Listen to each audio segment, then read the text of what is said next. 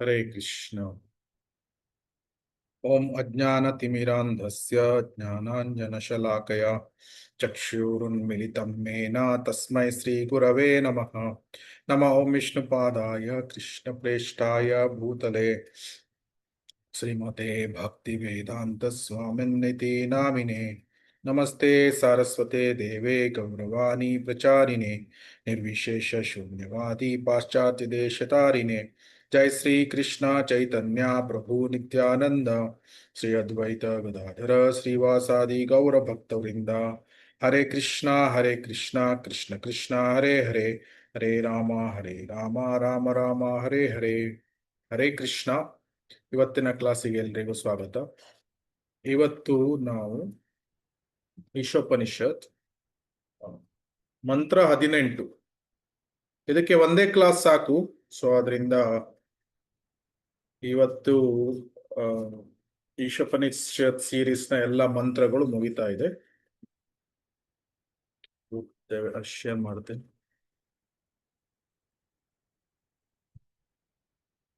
ದಯವಿಟ್ಟು ರಿಪೀಟ್ ಮಾಡಿ.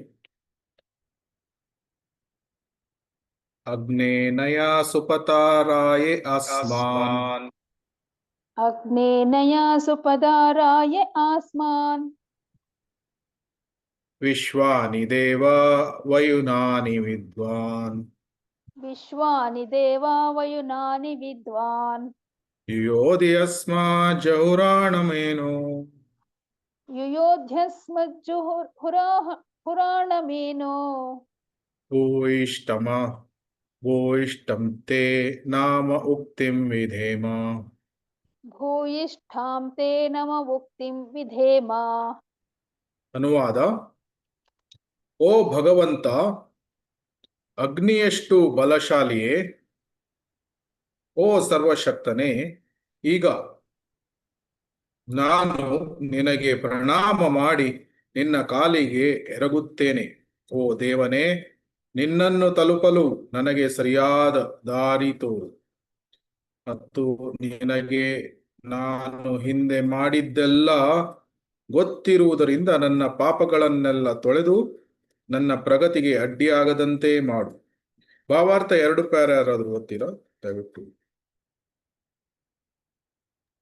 ಹರೇ ಕೃಷ್ಣ ಪ್ರಭು. ಹರೇ ಕೃಷ್ಣ. ಓದ್ಲೆ ಪ್ರಭು? ಹಾ ಮಾತಾಜಿ. ಭಾವಾರ್ಥ: ಭಗವಂತನಿಗೆ ಶರಣಾಗಿ ಅವನ ಕೃಪೆ ಬೇಡಿ ಭಕ್ತನು ಆತ್ಮ ಸಾಕ್ಷಾತ್ಕಾರದ ಹಾದಿಯಲ್ಲಿ ಮುಂದುವರಿಯಬಹುದು. ಭಗವಂತನನ್ನು ಇಲ್ಲಿ ಅಗ್ನಿ ಎಂದು ಕರೆಯಲಾಗಿದೆ, ಏಕೆಂದರೆ ಅವನು ಶರಣಾಗತನಾದವನ ಪಾಪಗಳೂ ಸೇರಿದಂತೆ ಯಾವುದನ್ನು ಬೇಕಾದರೂ ಸುಟ್ಟು ಬೂದಿ ಮಾಡಬಲ್ಲನು. ಹಿಂದಿನ ಮಂತ್ರಗಳಲ್ಲಿ ಹೇಳಿರುವಂತೆ ಪರಾತ್ಪರನ ನಿಜವಾದ ಸ್ವರೂಪವೆಂದರೆ ದೇವೋತ್ತಮ ಪರಮಪುರುಷನ ಸ್ವರೂಪ. ಅವನ ನಿರಾಕಾರ ಬ್ರಹ್ಮಜ್ಯೋತಿ ಸ್ವರೂಪವು ಅವನ ಮುಖದ ಮೇಲಿನ ಕೋರೈಸುವ ಆಚ್ಛಾದನೆ. ಕಾಮ್ಯ ಕರ್ಮಗಳು ಅಥವಾ ಆತ್ಮ ಸಾಕ್ಷಾತ್ಕಾರದ ಕರ್ಮಕಾಂಡ ಮಾರ್ಗವು ಈ ದಿಸೆಯಲ್ಲಿ ಅತ್ಯಂತ ಕೆಳಗಿನ ಹಂತ. ಅಂಥ ಕರ್ಮಗಳು ವೈದಿಕ ನಿಯಂತ್ರಕ ತತ್ವಗಳಿಂದ ಸ್ವಲ್ಪ ದಾರಿ ತಪ್ಪಿದರೂ ಅವು ವಿಕರ್ಮವಾಗಿ ಕರ್ತನಿಗೆ ವಿರುದ್ಧವಾಗಿ ವರ್ತಿಸುವಂತವಾಗಿ ಪರಿವರ್ತಿತವಾಗುತ್ತವೆ. ಅಂಥ ವಿಕರ್ಮವನ್ನು ಭ್ರಮಾಧೀನನಾದ ಜೀವಿಯು ಕೇವಲ ಇಂದ್ರಿಯ ಸುಖಕ್ಕಾಗಿ ಮಾಡುತ್ತಾನೆ. ಹೀಗೆ ಅಂಥ ಕರ್ಮಗಳು ಆತ್ಮ ಸಾಕ್ಷಾತ್ಕಾರ ಪಥದಲ್ಲಿ ಅಡ್ಡಿಯಾಗುತ್ತವೆ. ಆತ್ಮ ಸಾಕ್ಷಾತ್ಕಾರವು ಮಾನವ ಜನ್ಮದಲ್ಲಿ ಮಾತ್ರ ಸಾಧ್ಯವೇ ಹೊರತು ಇತರ ಜೀವಿಗಳಲ್ಲ. 84 ಲಕ್ಷ ಬಗೆಯ ಜೀವಿಗಳಿವೆ. ಅವುಗಳಲ್ಲಿ ಮಾನವ ಜನ್ಮವು ಮಾತ್ರ ಬ್ರಾಹ್ಮಣ ಸಂಸ್ಕಾರದಿಂದ ದಿವ್ಯಜ್ಞಾನ ಸಂಪಾದಿಸಲು ಅವಕಾಶ ಮಾಡಿಕೊಡುತ್ತದೆ. ಬ್ರಾಹ್ಮಣ ಸಂಸ್ಕೃತಿಯಲ್ಲಿ ಸತ್ಯ, ಇಂದ್ರಿಯ ನಿಗ್ರಹ, ತಾಳ್ಮೆ, ಸರಳತೆ, ಸಂಪೂರ್ಣ ಜ್ಞಾನ ಮತ್ತು ಭಗವಂತನಲ್ಲಿ ನಂಬಿಕೆ ಎಲ್ಲವೂ ಇರಬೇಕು. ಉತ್ತಮ ಕುಲದಲ್ಲಿ ಜಾತಿಯಲ್ಲಿ ಹುಟ್ಟಿದ ಮಾತ್ರಕ್ಕೆ ಜಂಬ ಪಟ್ಟುಕೊಳ್ಳುವಂತಿಲ್ಲ. ಬ್ರಾಹ್ಮಣನ ಮಗನಾಗಿ ಹುಟ್ಟುವುದರಿಂದ ಬ್ರಾಹ್ಮಣನಾಗಲು ಒಂದು ಅವಕಾಶ ದೊರಕುತ್ತದೆ. ದೊಡ್ಡ ಮನುಷ್ಯನ ಮಗನಾಗಿ ಹುಟ್ಟಿದರೆ ದೊಡ್ಡ ಮನುಷ್ಯನಾಗಲು ಒಂದು ಅವಕಾಶ ಸಿಕ್ಕಂತೆ. ಆದರೆ ಅಂಥ ಜನ್ಮಸಿದ್ಧ ಹಕ್ಕೆ ಸರ್ವಸ್ವವಲ್ಲ, ಏಕೆಂದರೆ ಒಬ್ಬನು ಸ್ವತಃ ಬ್ರಾಹ್ಮಣ್ಯವನ್ನು ಸಂಪಾದಿಸಬೇಕು. ಒಬ್ಬನು ತಾನು ಬ್ರಾಹ್ಮಣ ಪುತ್ರನೆಂದು ಜಂಬ ಪಟ್ಟುಕೊಂಡು ನಿಜವಾದ ಬ್ರಾಹ್ಮಣನ ಅರ್ಹತೆಗಳನ್ನು ಗುಣಗಳನ್ನು ಸಂಪಾದಿಸದೇ ಇದ್ದರೆ ಅವನು ಒಮ್ಮೆಲೆ ಪತಿತನಾಗಿ ಆತ್ಮ ಸಾಕ್ಷಾತ್ಕಾರ ಪಥದಿಂದ ದೂರವಾಗುತ್ತಾನೆ. ಹೀಗಾಗಿ ಅವನ ಮಾನವ ಜನ್ಮವೇ ವಿಫಲವಾಗುತ್ತದೆ. ಹರೇ ಕೃಷ್ಣ. ಹರೇ ಕೃಷ್ಣ. ಸೊ ಈ 4 ಶ್ಲೋಕಗಳು 15, 16, 17, 18 ಭಕ್ತನು ಪ್ರಾರ್ಥನೆಗಳನ್ನು ಮಾಡ್ತಾ ಇದ್ದಾನೆ. ಈ ಶ್ಲೋಕದಲ್ಲಿ ಪ್ರಾರ್ಥನೆ ಏನು?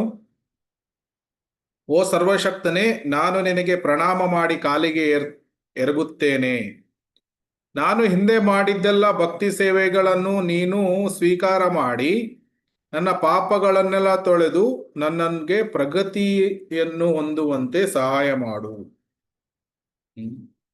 ಸೊ ಇಲ್ಲಿ ಆ, ಅಗ್ನಿಯಷ್ಟು ಬಲಶಾಲಿಯೇ ಮತ್ತು ಸರ್ವಶಕ್ತನೇ ಅಂತ ಭಗವಂತನಿಗೆ ಭಕ್ತ ಹೇಳ್ತಾ ಇದ್ದಾನೆ. ಇದು ಕಂಡೀಷನ್ ಸೋಲ್, ಬದ್ಧ ಜೀವಾತ್ಮಕ್ಕೆ 4 ಡಿಫೆಕ್ಟ್ಸ್ಗಳು ಇದೆ. ಏನು ಯಾವ್ದ್ಯಾವ್ದು? ತಪ್ಪುಗಳನ್ನು ಮಾಡುವುದು, ತಪ್ಪುಗಳನ್ನು ಮಾಡುವುದು, ಭ್ರಮೆಗೆ ಒಳಗಾಗುವುದು, ಭ್ರಮೆಗೆ ಒಳಗಾಗುವುದು, ಮೋಸ ಮಾಡುವ ಪ್ರವೃತ್ತಿ, ಹ್ಮ್ ಮತ್ತು ನಮ್ಮ ಇಂದ್ರಿಯಗಳು ಅಪರಿಪೂರ್ಣವಾಗಿರುವುದು. ಇಂದ್ರಿಯಗಳು ಅಪರಿಪೂರ್ಣ. ಸೊ ಈ 4 ಏನು ನ್ಯೂನತೆಗಳು ಇದೆ ಬದ್ಧ ಜೀವಾತ್ಮದಲ್ಲಿ. ಆದರೆ ಭಗವಂತ ಸರ್ವಶಕ್ತ. ಜೀವಾತ್ಮನ ಉದಾಹರಣೆ ತೆಗೆದುಕೊಂಡ್ರೆ, ಈ ಉದಾಹರಣೆಗೆ ಅತ್ಯಂತ ಶಕ್ತಿಶಾಲಿ ವ್ಯಕ್ತಿ ಯಾರಿರ್ಬೋದು? ಬಾಕ್ಸರ್ ಮೈಕ್ ಟೈಸನ್ ಅಥವಾ ಮೊಹಮ್ಮದ್ ಅಲಿ ಅಂತಹ ಶಕ್ತಿ, ದೇಹದಲ್ಲಿ ಸುದೃಢವಾಗಿ ಶಕ್ತಿಯನ್ನು ಹೊಂದಿರುವವರು ಸಹ ಹೆಚ್ಚಂದ್ರೆ ಎಷ್ಟು ಕಾಲ ಅವರು ಆ ಶಕ್ತಿಯನ್ನು ಹೊಂದಿರಬಹುದು? 50 ವರ್ಷ, 60 ವರ್ಷ. ಆಮೇಲೆ ಮುದುಕರಾದ್ಮೇಲೆ ಶಕ್ತಿಹೀನರಾಗ್ತಾರೆ. ಒಂದು ಸ್ಟೋರಿ ಇದೆ. ಏನು, ಒಬ್ಬ ತುಂಬಾ ಶಕ್ತಿಶಾಲಿಯಾದ ಒಬ್ಬ ವ್ಯಕ್ತಿ ಇರ್ತಾನೆ. ಅವನು 1,000 ವ್ಯಕ್ತಿಗಳನ್ನು ಸಹ ಸೋಲಿಸಬಲ್ಲ. ಒಂದು ಸಲ ಅವನು ಕಾಡಿನಲ್ಲಿ ಹೋಗ್ತಾ ಇರ್ಬೇಕಾದ್ರೆ ಅವನಿಗೆ ಡಕಾಯಿತರೆಲ್ಲ ಅಟ್ಯಾಕ್ ಮಾಡಿಬಿಡ್ತಾರೆ. ಆದರೆ ಅವನು ಸಿಂಗಲ್ ಹ್ಯಾಂಡೆಡ್ಲಿ ಎಲ್ಲರನ್ನು ಸಹ ಸೋಲಿಸಿ ಬಿಡ್ತಾನೆ. ಆವಾಗ ಅವನು ತುಂಬಾ ರಿಚ್, ಶ್ರೀಮಂತನಾಗಿರ್ತಾನೆ. ಅವನಿಗೆ ಇವರು ಎಲ್ಲ ಸೇರಿ ಒಂದು ಯೋಜನೆಯನ್ನು ಮಾಡ್ತಾರೆ. ಇವನನ್ನು ಶಕ್ತಿಯಿಂದ ನಾವು ಸೋಲಿಸ್ಲಿಕ್ಕೆ ಆಗ್ತಾ ಇಲ್ಲ, ಆದ್ರಿಂದ ಸುಂದರಿಯಾಗಿರುವಂತ ಯುವತಿಯನ್ನು ಕಳಿಸಿ ಅವನನ್ನು ಕ್ಯಾಪ್ಚರ್ ಮಾಡೋಣ ಅಂತ. ಅವರು ಒಂದು ಸುಂದರಿಯಾಗಿರುವಂತ ಯುವತಿಯನ್ನು ಅವನ ಹತ್ರ ಕಳಿಸ್ತಾರೆ. ಆ ಯುವತಿ ಹೋಗ್ತಾಳೆ. ಆಮೇಲೆ ಅವನಿಗೆ ಮರಳು ಮಾಡಿ ಅವನ ವೀಕ್ನೆಸ್ ಏನು ಅಂತ ಕಂಡುಹಿಡಿತಾಳೆ. ಅವನ ವೀಕ್ನೆಸ್ ಏನಾಗಿರ್ತದೆ? ಅವನ ಎಲ್ಲ ಶಕ್ತಿ ಅವನ ಕೂದಲಲ್ಲಿ ಇರ್ತದೆ. ಆ ವಿಷಯವನ್ನು ಅವರು ಹೋಗಿ ಆ ವ್ಯಕ್ತಿಗಳಿಗೆ ಹೇಳಿದಾಗ ಆ ವ್ಯಕ್ತಿಗಳು ಅವನನ್ನು ಹಿಡಿದು ಅವನ ಕೂದಲನ್ನು ಬೋಳು ಮಾಡಿಬಿಡ್ತಾರೆ. ಆವಾಗ ಅವನ ಎಲ್ಲ ಶಕ್ತಿ ಹೋಗಿಬಿಡ್ತದೆ. ಆಮೇಲೆ ಅವನನ್ನು ಸೋಲಿಸಿ ಇವರು ಎಲ್ಲ ಆಸ್ತಿಯನ್ನು ಕಬಳಿಸ್ತಾರೆ. ಸೊ ಹೇಳುವ ತಾತ್ಪರ್ಯ ಅಂದ್ರೆ, ಬದ್ಧ ಜೀವಾತ್ಮಕ್ಕೆ ವಿಶೇಷವಾದ ಶಕ್ತಿಯು ಕೆಲವೊಮ್ಮೆ ಇದ್ರೂ ಸಹ ಅದು ತಾತ್ಕಾಲಿಕವಾಗಿ ಇದೆ. ಆದರೆ ಭಗವಂತನ ಶಕ್ತಿ ಶಾಶ್ವತವಾಗಿ ಇದೆ. ಸೊ ಐಶ್ವರ್ಯಸ್ಯ ಸಮಗ್ರಸ್ಯ ವೀರ್ಯಸ್ಯ ಯಶಸ್ಸಿಯ. ಸೊ ವೀರ್ಯಸ್ಯ, ಭಗವಂತನನ್ನು ಇಲ್ಲಿ ಸರ್ವಶಕ್ತ ಅಂತ ಹೇಳ್ತಾ ಇದ್ದಾರೆ. ಸೊ ಭಗವಂತ ಸರ್ವಶಕ್ತ ಆಗಿರುವುದರಿಂದ ಯಾವ ಪ್ರಾರ್ಥನೆಯನ್ನು ಮಾಡ್ತಾ ಇದ್ದಾನೆ ಭಕ್ತ? ನಿನ್ನ ಹಾಗೆ ಯಾರು ಇಲ್ಲ. ಸೊ ಅದರಿಂದ ನಾನು ನಿನಗೆ ಪ್ರಾರ್ಥನೆಯನ್ನು ಮಾಡುವುದು ಅದು ನಿಜವಾಗಿ ಸೂಕ್ತವಾದ ವಿಷಯವಾಗಿ ಇದೆ. ಮತ್ತ ಪರತರಂ ನ್ಯಾನ್ಯತ್ ಕಿಂಚಿತಶ್ಚಿ ಜನಂಜಯ. ಸೊ ಭಗವಂತನಿಗಿಂತ ಸುಪ್ರೀಂ ಟ್ರುತ್ ಇಲ್ಲ. ಸೊ ಆದ್ರಿಂದ ಭಗವಂತನಿಗೆ ಪ್ರಾರ್ಥನೆಯನ್ನು ಮಾಡುವುದು ಇದು ಸೂಕ್ತವಾಗಿ ಇದೆ. ಆದ್ರಿಂದ ಇಲ್ಲಿ ಭಕ್ತ ಪ್ರಾರ್ಥನೆಯನ್ನು ಮಾಡ್ತಾ ಇದ್ದಾನೆ, ನನ್ನ ಭಕ್ತಿ ಸೇವೆಗಳನ್ನು ನೀನು ಸ್ವೀಕಾರ ಮಾಡಿ ನನ್ನ ಪಾಪಗಳನ್ನೆಲ್ಲ ತೊಳೆದು ನನಗೆ ಪ್ರಗತಿಯಲ್ಲಿ ಅಡ್ಡಿಯಾಗದಂತೆ ಮಾಡು. ಸರ್ವಧರ್ಮಾನ್ ಪರಿತ್ಯಾಜ್ಯ ಮಾಮೇಕಂ ಶರಣಂ ವ್ರಜ ಅಹಂ ತ್ವಾಂ ಸರ್ವ ಪಾಪೇಭ್ಯೋ ಮೋಕ್ಷಯಿಸ್ಯಾಮಿ ಮಾ ಶುಚಃ. ಭಗವಂತನೇ ಹೇಳ್ತಾನೆ, ನಾನು ಎಲ್ಲ ಪಾಪಗಳನ್ನು ತೊಳಿತೇನೆ ಮತ್ತು ನಿನ್ನ ಉದ್ಧಾರ ಮಾಡ್ತೇನೆ, ಹೆದರಬೇಡ ಅಂತ. ಆದರೆ ಇಲ್ಲಿ ಒಂದು ವಿಷಯ ಅರ್ಥ ಮಾಡ್ಕೊಳ್ಬೇಕು ನಾವು, ಪಾಪಗಳಿಂದ ಮುಕ್ತನಾಗುವುದು ಯಾತಕ್ಕಾಗಿ ಅಂತ. ಪಾಪದಿಂದ ಮುಕ್ತನಾಗುವುದು ಭಕ್ತಿ ಸೇವೆಯಲ್ಲಿ ಪ್ರಗತಿಯನ್ನು ಹೊಂದುವ ಹಾಗೆ, ಅಂದ್ರೆ ನಾವು ಭಗವಂತನ ಪಾದಕಮಲಗಳ ಹತ್ತಿರಕ್ಕೆ ಬರಲಿಕ್ಕಾಗಿ. ಸೊ ಆದ್ದರಿಂದ ಈ ಪ್ರಾರ್ಥನೆಯನ್ನು ಮಾಡಲಾಗಿದೆ. ಏನು? ನಾವು ಭಕ್ತಿ ಸೇವೆಯಲ್ಲಿ ಮುಂದುವರಿಲಿಕ್ಕೆ, ಭಕ್ತಿ ಸೇವೆಯಲ್ಲಿ ಪ್ರಗತಿಯನ್ನು ಹೊಂದಲಿಕ್ಕೆ, ಆದ್ರೆ ಇಂದ್ರಿಯ ತೃಪ್ತಿಗಾಗಿ ಅಲ್ಲ. ಇಲ್ಲಿ ಈ ಏನು ಹೇಳಿದ್ದಾರೆ, ವಿಕರ್ಮವನ್ನು ಭ್ರಮಾಧೀನನಾದ ಜೀವಿಯು ಕೇವಲ ಇಂದ್ರಿಯ ಸುಖಕ್ಕಾಗಿ ಮಾಡ್ತಾನೆ. ಕೆಲವರು ಬರೇ ಇಂದ್ರಿಯ ಸುಖಕ್ಕಾಗಿ ಏನನ್ನಾದ್ರೂ ವಿಷಯವನ್ನು ಮಾಡ್ತಾರೆ. ಕರ್ಮಾಣಿ ನಿರ್ದಹತಿ ಕಿಂತು ಚ ಭಕ್ತಿ ಬಾಜ. ಸೊ ಇಂದ್ರ ಗೋಪ ಎಲ್ಲರೂ ಕರ್ಮ ಬಂಧನದಿಂದ ಸಿಕ್ಕಿ ಹಾಕೊಂಡಿದ್ದಾರೆ. ಸೊ ಆ ಕರ್ಮ ಬಂಧನದಿಂದ ಸಿಕ್ಕಿ ಹಾಕೊಂಡಿರೋದ್ರಿಂದ ಆ ವಿಕರ್ಮವನ್ನು ಒಬ್ಬನು ಮಾಡಬಾರ್ದು. ವಿಕರ್ಮವನ್ನು ಮಾಡದೆ ಅವನು ಅಕರ್ಮವನ್ನು ಮಾಡಲಿಕ್ಕೆ ಪ್ರಯತ್ನವನ್ನು ಮಾಡಬೇಕು. ಸೊ ನಾವು ಇವನ್ ಭಕ್ತಿ ರಸಾಮೃತ ಸಿಂಧುವಿನಲ್ಲಿ ಏನು ಹೇಳಿದ್ದು, ಅಪ್ರಾರಬ್ಧ ಫಲಂ ಪಾಪಂ ಕೂಟಂ ಬೀಜಂ ಫಲೋನ್ಮುಖಂ ಕ್ರಮೇಣೈವ ಪ್ರಳೀಯೇತ ವಿಷ್ಣುರ್ಭಕ್ತಿ ರತಾತ್ಮನಃ. ಸೊ ಅಪ್ರಾರಬ್ಧಂ ಫಲಂ ಪಾಪಂ ಕೂಟಂ ಬೀಜಂ ಫಲೋನ್ಮುಖಂ. ಸೊ ಆಕ್ಚುಲಿ ಕರ್ಮದ ಪ್ರಕಾರ ಒಬ್ಬನು ಯಾಕೆ ಪಾಪ ಕರ್ಮಗಳನ್ನು ಮಾಡ್ತಾನೆ? ಯಾರಿಗಾದ್ರೂ ನೆನಪಿದೆಯಾ ಇದು? ನಾವು ಒಂದು 2 ಎಕ್ಸಾಂಪಲ್ ಅನ್ನು ತೆಗೆದುಕೊಂಡಿದ್ವಿ. ಒಂದು ಕಳ್ಳತನದು, ಇನ್ನೊಂದು ಏಡ್ಸ್ ಬರುವುದು. ಅದು 2 ಎಕ್ಸಾಂಪಲ್. ಯಾರಿಗಾದ್ರೂ ನೆನಪಿದೆಯಾ? ಮೊದಲು ಅವಿದ್ಯೆಯಿಂದ ಏನಾಗ್ತದೆ? ಕೂಟ, ಪಾಪ ಮಾಡುವ ಪ್ರವೃತ್ತಿ. ಪಾಪ ಮಾಡುವ ಪ್ರವೃತ್ತಿ ಬಂದಾಗ, ಪ್ರವೃತ್ತಿ ಇರುವುದರಿಂದ, ಕೂಟಮಿಂದ ಏನಾಗ್ತದೆ? ಆ ಪ್ರವೃತ್ತಿ ಇರುವುದರಿಂದ ಭೌತಿಕ ಆಸೆಗಳನ್ನು ಬೀಜ ಅಂತ, ಮೆಟೀರಿಯಲ್ ಡಿಸೈರ್ಸ್. ಕೂಟಂ ಬೀಜಂ ಫಲೋನ್ಮುಖಂ. ಫಲ ಉನ್ಮುಖ ಆಗ್ತದೆ ಯಾವಾಗ? ಭೌತಿಕ ಆಸೆಗಳು ಹುಟ್ಟಿದಾಗ. ಸೊ ಹುಟ್ಟಿದಾಗ ಈ ಬೀಜಂ ಆದಾಗ ಒಬ್ಬನು ಏನು ಮಾಡ್ತಾನೆ? ಪಾಪ ಕಾರ್ಯಗಳಲ್ಲಿ ತೊಡಗ್ತಾನೆ. ಆವಾಗ ಅವನಿಗೆ ಅಪ್ರಾರಬ್ಧ ಫಲಂ ಪಾಪಂ, ಅಪ್ರಾರಬ್ಧ ಫಲ ಸಿಗ್ತದೆ. ಅಪ್ರಾರಬ್ಧ ಫಲ ಸಿಕ್ಕಿದ ಮೇಲೆ 2 ವಿಷಯಗಳು, ಅವನು ಪಾಪ ಕಾರ್ಯಗಳನ್ನು ಮಾಡಿದಾಗ 2 ವಿಷಯಗಳು ಆಗ್ತದೆ. ಏನು? ಒಂದು, ಅಪ್ರಾರಬ್ಧ ಫಲನು ಸಿಕ್ತು, ಅವನ ಕೂಟ ಅಂದ್ರೆ ಪಾಪ ಮಾಡುವ ಪ್ರವೃತ್ತಿ ಕೂಡ ಜಾಸ್ತಿ ಆಯಿತು. ಆದ್ದರಿಂದ ಕೇವಲ ಭಕ್ತಿಯೋಗದಿಂದ ಮಾತ್ರ ಒಬ್ಬನು ಕೂಟ, ಬೀಜ, ಮತ್ತೆ ಪಾಪ ಫಲ, ಮತ್ತೆ ಅವಿದ್ಯೆ ಈ ಎಲ್ಲವನ್ನು ನಾಶ ಮಾಡಲಿಕ್ಕೆ ಸಾಧ್ಯ ಆಗ್ತದೆ. ಆದ್ರೆ ಇಲ್ಲಿ ಹೇಳಿದರೆ ಏನು? ನಿರಾಕಾರ ಬ್ರಹ್ಮ ಜ್ಯೋತಿಯ ಸ್ವರೂಪವು ಅವನ ಮುಖದ ಮೇಲಿನ ಪೂರೈಸುವ ಆಚ್ಛಾದನೆ. ಕರ್ಮಕಾಂಡ ಮಾರ್ಗವು ಈ ದಿಸೆಯಲ್ಲಿ ಅತ್ಯಂತ ಕೆಳಗಿನ ಹಂತ. ಕರ್ಮಕಾಂಡದಿಂದ ಒಬ್ಬನು ಪಾಪದ ಫಲಗಳನ್ನು ಮಾತ್ರ ನಾಶ ಮಾಡಲಿಕ್ಕೆ ಸಾಧ್ಯ ಆಗ್ತದೆ. ನಾವು ಅದು ಭಕ್ತಿರಸಾಮೃತ ಸಿಂಧು ಕ್ಲಾಸಿನಲ್ಲಿ ಮತ್ತೆ ಈಶೋಪನಿಷತ್ ಕ್ಲಾಸಿನಲ್ಲಿ ನೋಡಿದ್ದೇವೆ. ಏನು? ಪಾಪದ ಫಲಗಳು, ಅದು ಕೇವಲ ಕರ್ಮಕಾಂಡದಿಂದ ಪಾಪದ ಫಲಗಳು ಮಾತ್ರ ಹೋಗ್ತದೆ. ಆಮೇಲೆ ಪಾಪದ ಕಾರ್ಯಚಟುವಟಿಕೆಗಳು ಯಾವುದು? ತಪಸ ಬ್ರಹ್ಮಚರ್ಯೇನ ಸಮೇನ ಚ ದಮೇನ ಚ. ಬ್ರಹ್ಮಚರ್ಯ ಮತ್ತೆ ತಪಶ್ಚರ್ಯಗಳಿಂದ ಪಾಪದ ಕಾರ್ಯಚಟುವಟಿಕೆಗಳು, ಪಾಪದ ಆಕ್ಟಿವಿಟೀಸ್ ಅದು ಹೋಗ್ತದೆ. ಆಮೇಲೆ ಬೀಜ ಹೇಗೆ ಹೋಗ್ತದೆ? ಒಬ್ಬನು ಜ್ಞಾನ ಯೋಗ ಅಥವಾ ಅಷ್ಟಾಂಗ ಯೋಗಗಳನ್ನು ಮಾಡಿದ್ರೆ ಇದು ಬೀಜ ಹೋಗ್ತದೆ. ಆದ್ರೆ ಕೂಟ ಮತ್ತೆ ಅವಿದ್ಯೆ ಇದು ಕೇವಲ ಭಕ್ತಿಯೋಗದಿಂದ ಮಾತ್ರ ಸಾಧ್ಯ.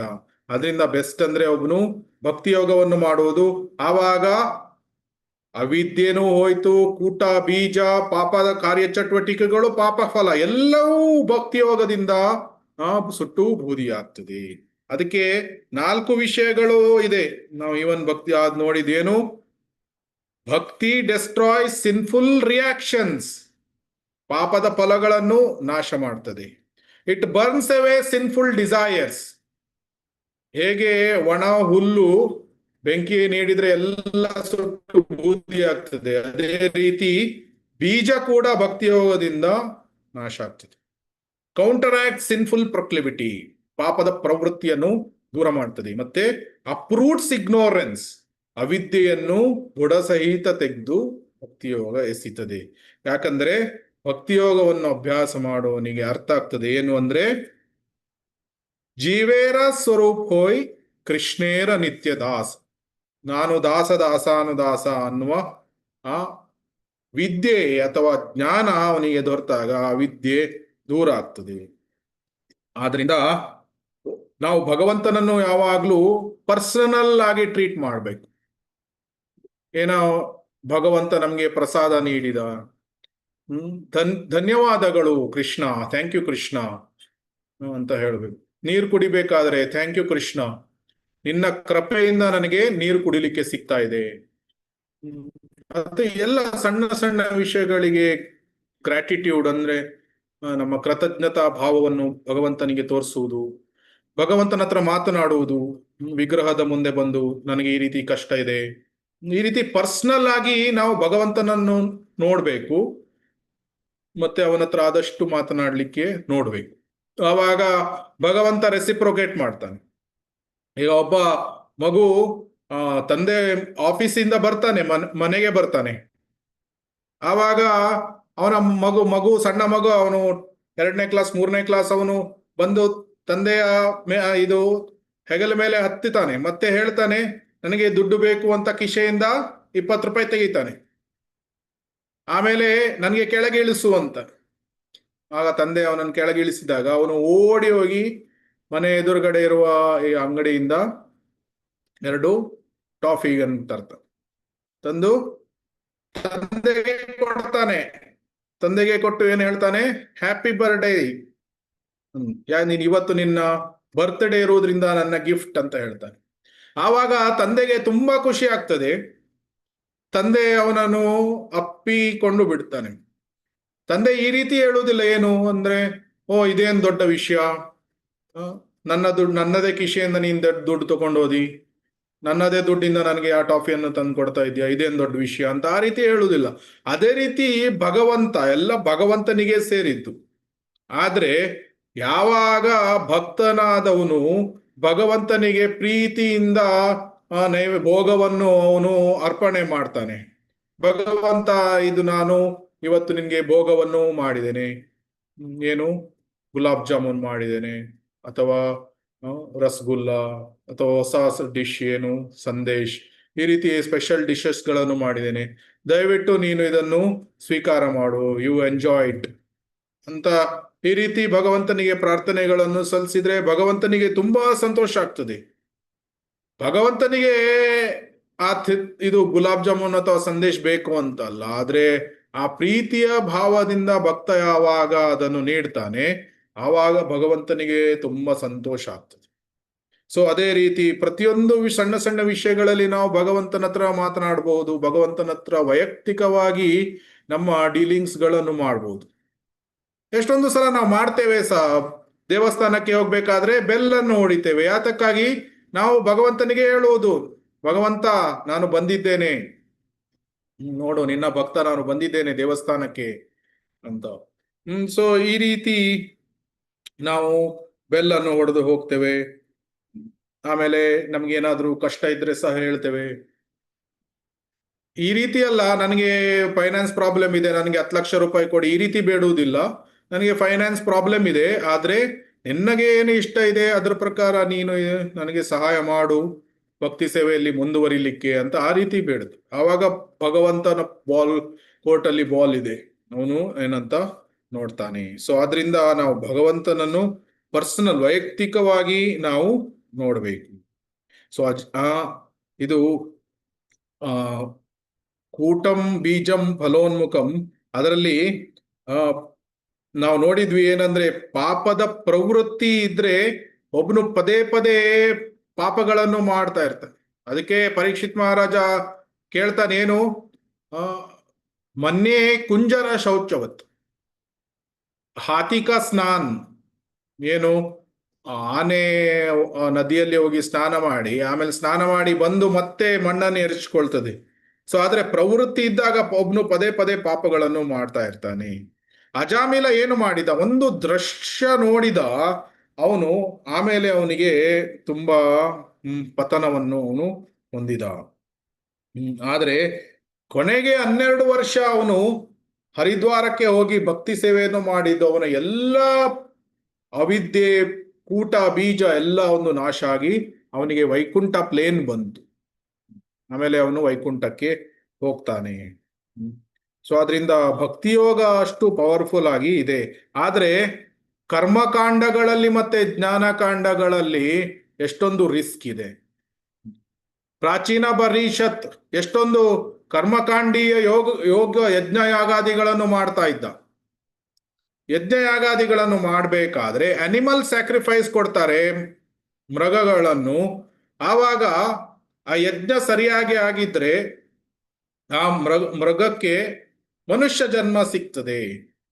ಆದ್ರೆ ರಿಸ್ಕ್ ಇದೆ. ಏನು, ಒಂದು ವೇಳೆ ಯಜ್ಞ ಯಾಗಾದಿಗಳು ಸರಿಯಾಗಿ ಆಗಿಲ್ಲ ಅಂದ್ರೆ ಆ ಮೃಗಕ್ಕೆ ಮನುಷ್ಯ ದೇಹ ಸಿಗದೆ ಇದ್ರೆ ಪಾಪ ಏನಿದೆ ಅದು ರಾಜನಿಗೆ ಮತ್ತೆ ಮಾಡಿದವರಿಗೆಲ್ಲ ಸಿಗ್ತದೆ. ಆದ್ರಿಂದ ಕರ್ಮಕಾಂಡೀಯ ಆಕ್ಟಿವಿಟೀಸ್ಗಳಲ್ಲಿ ತುಂಬಾ ರಿಸ್ಕ್ ಇದೆ. ಆಮೇಲೆ ಜ್ಞಾನಕಾಂಡೀಯ ಆಕ್ಟಿವಿಟೀಸ್ಗಳು ರಿಸ್ಕ್ ಇಲ್ಲ ಆದ್ರೂ ಸಹ ಅಷ್ಟೊಂದು ಶುದ್ಧವಾದದ್ದು ಅಲ್ಲ. ಅದು ಮುಂದಿನ ಇದರಲ್ಲಿ ನಾವು ನೋಡೋಣ. ಆದ್ರೂ ಸಹ ಹೇಳುವ ತಾತ್ಪರ್ಯ ಏನು ಅಂದ್ರೆ, ಈ ಕರ್ಮಕಾಂಡ ಜ್ಞಾನಕಾಂಡ ಇದರಲ್ಲಿ ಅಷ್ಟೊಂದು ಭಕ್ತಿಯೋಗದ ಅಷ್ಟು ಸುಲಭವಾದ ಮಾರ್ಗ ಅಲ್ಲ.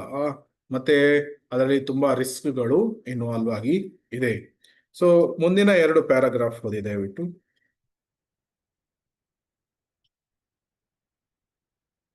ಯೋಗ ಭ್ರಷ್ಟರಿಗೆ ಅಲ್ಲಿಂದ ಬೇರೆ ಯಾರಾದ್ರೂ ಓದ್ತಾರ ಪ್ರಭು? ನೀವು ಓದಿ ಮಾತಾಡಿ. ಯೋಗ ಭ್ರಷ್ಟರಿಗೆ ಅಂದರೆ ಆತ್ಮ ಸಾಕ್ಷಾತ್ಕಾರದ ಹಾದಿಯಿಂದ ಪತಿತರಾದವರಿಗೆ ಒಳ್ಳೆಯ ಬ್ರಾಹ್ಮಣರ ಕುಲದಲ್ಲಿ ಅಥವಾ ಶ್ರೀಮಂತ ವರ್ತಕರ ಕುಟುಂಬಗಳಲ್ಲಿ ಹುಟ್ಟುವ ಅವಕಾಶ ಲಭಿಸುತ್ತದೆ ಎಂದು ಭಗವಾನ್ ಶ್ರೀಕೃಷ್ಣನು ಭಗವದ್ಗೀತೆಯಲ್ಲಿ 6.41-42ರಲ್ಲಿ ಭರವಸೆ ಕೊಡುತ್ತಾನೆ. ಅಂಥ ಹುಟ್ಟುಗಳು ಆತ್ಮ ಸಾಕ್ಷಾತ್ಕಾರಕ್ಕೆ ಒಳ್ಳೆಯ ಅವಕಾಶಗಳನ್ನು ಒದಗಿಸಿಕೊಡುತ್ತವೆ.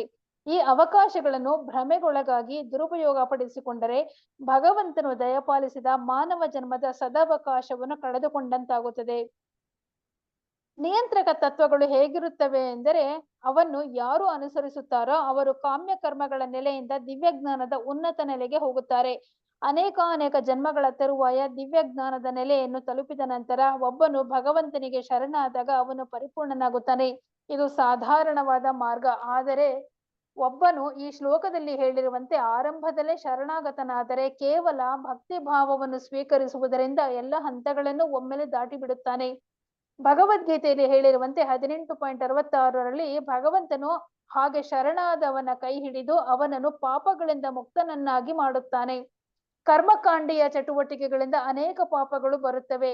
ಜ್ಞಾನಕಾಂಡದಲ್ಲಿ ಅಂಥ ಪಾಪ ಕಾರ್ಯಗಳ ಸಂಖ್ಯೆ ಕಡಿಮೆ. ಆದರೆ ಭಗವಂತನ ಭಕ್ತಿ ಸೇವೆಯಲ್ಲಿ ಅಂದರೆ ಭಕ್ತಿ ಮಾರ್ಗದಲ್ಲಿ ಪಾಪಗಳು ಅಂಟುವ ಸಂಭವ ಶುದ್ಧಾಂಗವಾಗಿ ಇಲ್ಲ. ಭಗವದ್ ಭಕ್ತನು ಸ್ವತಃ ಭಗವಂತನ ಸಕಲ ಸದ್ಗುಣಗಳನ್ನು ಪಡೆಯುತ್ತಾನೆ. ಇನ್ನು ಬ್ರಾಹ್ಮಣನ ಅರ್ಹತೆಗಳ ಬಗ್ಗೆ ಹೇಳುವುದೇನಿದೆ? ಭಕ್ತನಾದವನಿಗೆ ಅವನು ಬ್ರಾಹ್ಮಣ ಕುಲದಲ್ಲಿ ಹುಟ್ಟದಿದ್ದರೂ ಯಜ್ಞ ಯಾಗಾದಿಗಳನ್ನು ಮಾಡುವ ಸದ್ಬ್ರಾಹ್ಮಣನ ಅರ್ಹತೆಗಳು ತಂತಾನೆ ಬಂದು ಬಿಡುತ್ತವೆ.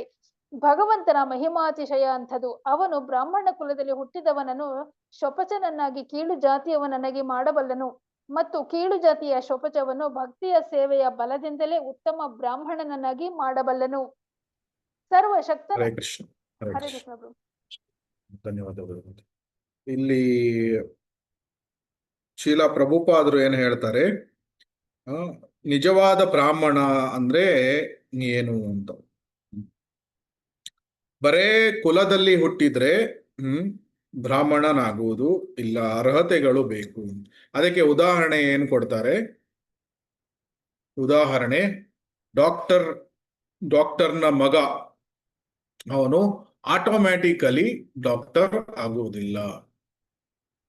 ಒಬ್ಬ ಇಂಜಿನಿಯರ್ ಮಗ ಅವನು ಆಟೋಮ್ಯಾಟಿಕಲಿ ಇಂಜಿನಿಯರ್ ಆಗುವುದಿಲ್ಲ.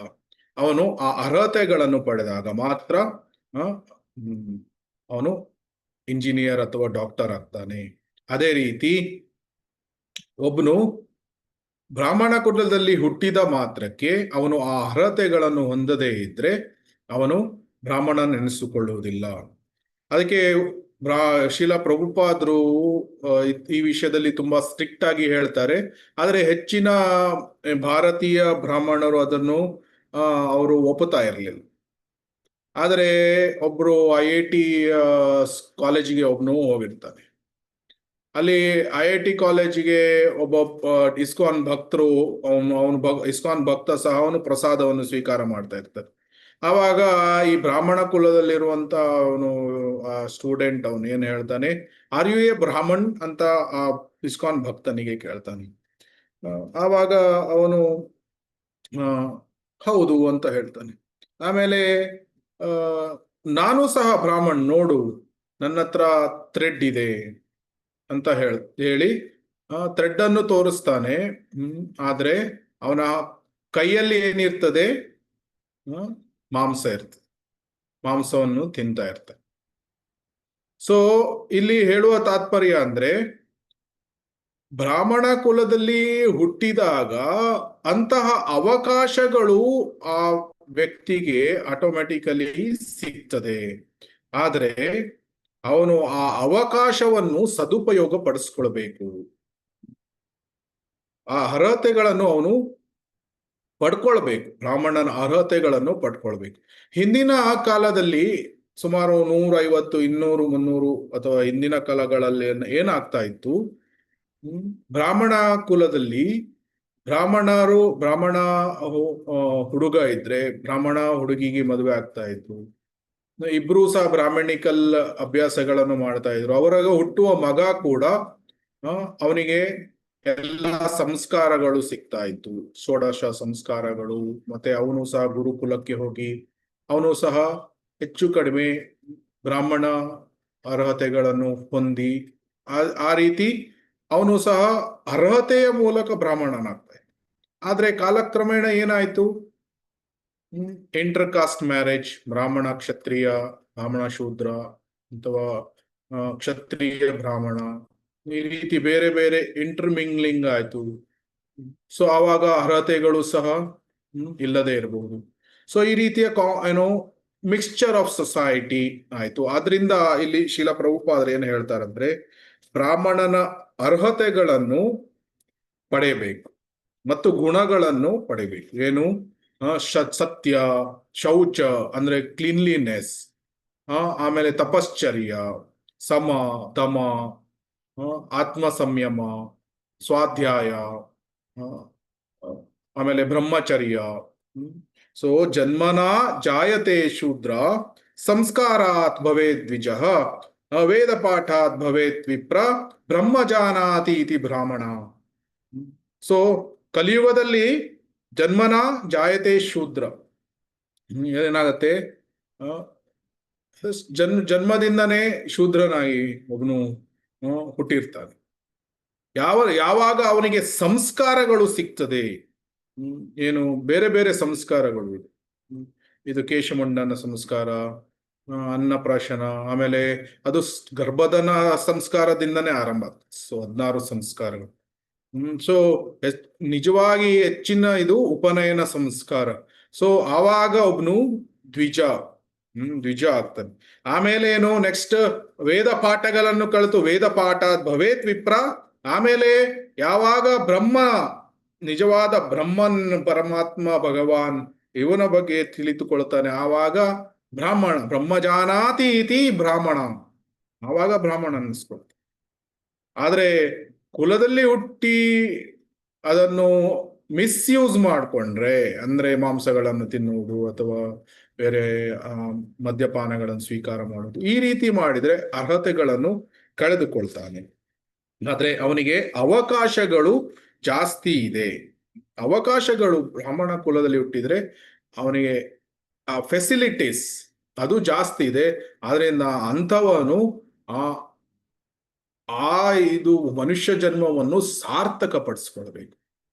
ಅದಕ್ಕಾಗಿ 6.41 ಏನು ಹೇಳಿದ್ದಾರೆ, ಯಾರಿಗೆ ಉನ್ನತವಾದ ಜನ್ಮ ದೊರೀತದೆ, ಅಂತ ಇಲ್ಲಿ ಸುಂದರವಾಗಿ ಕೃಷ್ಣ ಏನು ಪ್ರಾಪ್ಯ ಪುಣ್ಯ ಕೃತಾಂ ಲೋಕಾನ್ ಉಚ್ಚಿಶ್ವ ಶಾಶ್ವತಿ ಸ್ಮ ಶುಚೀನಾಂ ಶ್ರೀಮತಾಂ ಗೇಹೆ ಯೋಗೋ ಭ್ರಷ್ಟೋ ವಿಜಾಯತೆ. ಹ?